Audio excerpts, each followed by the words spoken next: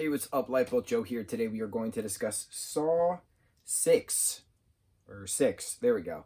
This starts exactly where the fifth one ended, and that's what's really nice about the Saw films, is, and another reason why I love them so much, is that one ends, the other one begins. One ends, the other one begins. There's no, like, time jump in between, like, the movies, which is pretty cool, even though you know there's a time jump, but it's just one continuous story. So, again, we have our back and forth. We get more of Detective Hoffman being an apprentice with Amanda's character to Jigsaw. They're setting up the traps that we saw in Saw 3, where Jeff had to, choose to save the guy who killed his son or forgive him, that kind of thing. We get information. So it's interesting because the sixth goes back to the third, as most of them do. We now know what the note in the letter that Amanda Young was given before she then killed Lynn. It was Detective Hoffman who said that he knew that she was with Cecil the night that Cecil killed Jill and John's unborn son Gideon, and that if she didn't kill Lynn, then he would tell Jigsaw, and then he would wind up probably being very mad and disappointed in Amanda that her rehabilitation was a failure, things of that nature. So that's the cool little backstory. We also see the box that Jill gets as the inheritance kind of a thing upon John's death. We now know what's in the box after she takes the keys off her necklace, opens the box. There's 6 envelopes in there, 5 of which are for Detective Hoffman. The 6th is for Jill herself. Jill is now part of the Jigsaw plan.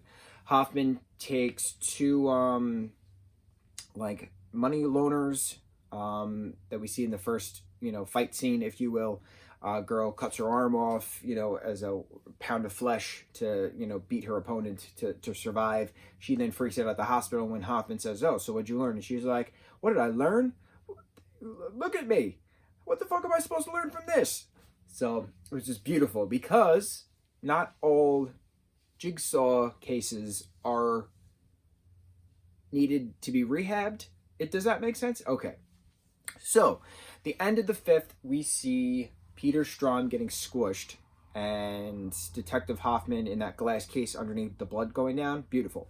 The 5th opens, literally, the movie opens, but the doors open, so that way Peter's dead body splats, but his hands are still stuck in the grates. So, Hoffman takes his hands off, saves them to put his fingerprints on Jigsaw scenes. So Detective Erickson and Agent Perez, who is not dead, comes back.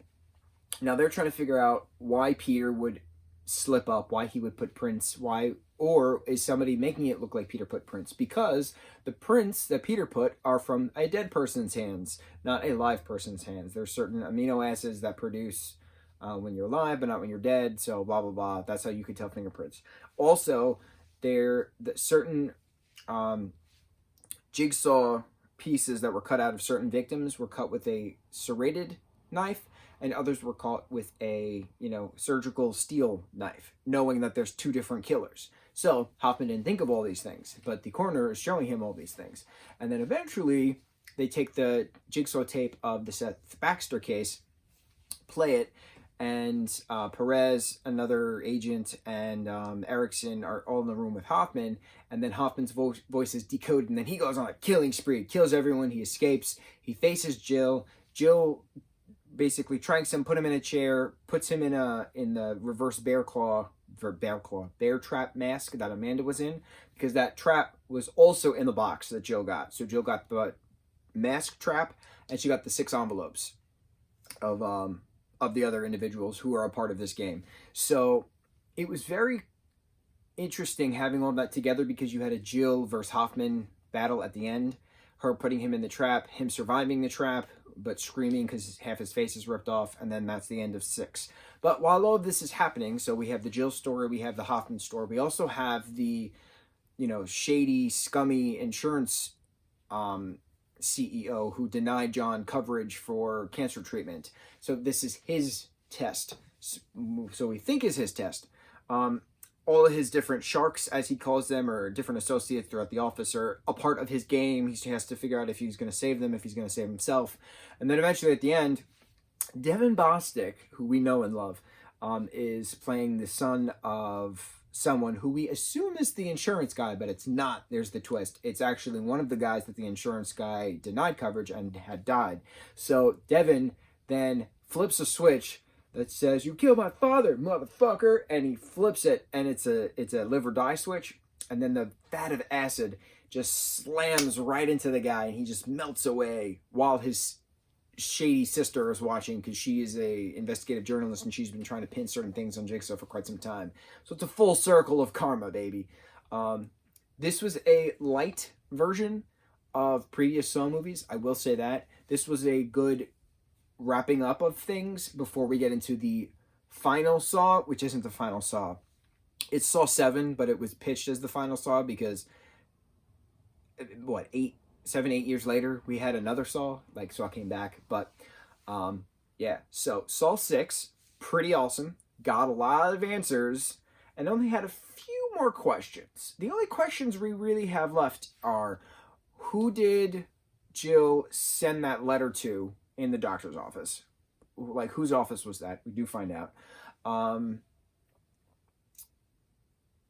What is going to happen with Jill versus Hoffman? And who is potentially a Jigsaw apprentice that we don't know of? So, more questions, more things to discuss. On to Saw 7. Mucho mahalo.